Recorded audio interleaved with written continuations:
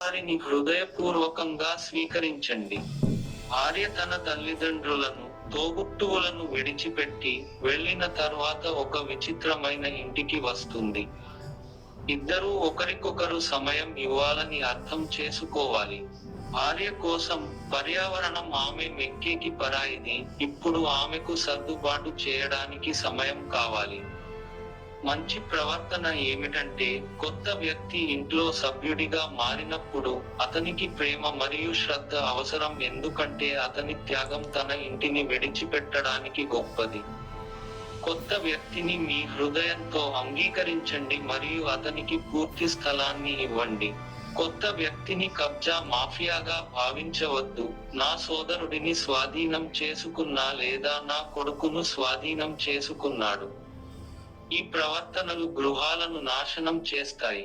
మన సమాజంలో ఇంకేమీ జరగకపోతే మ్యాజిక్ చాలా త్వరగా జరుగుతుంది.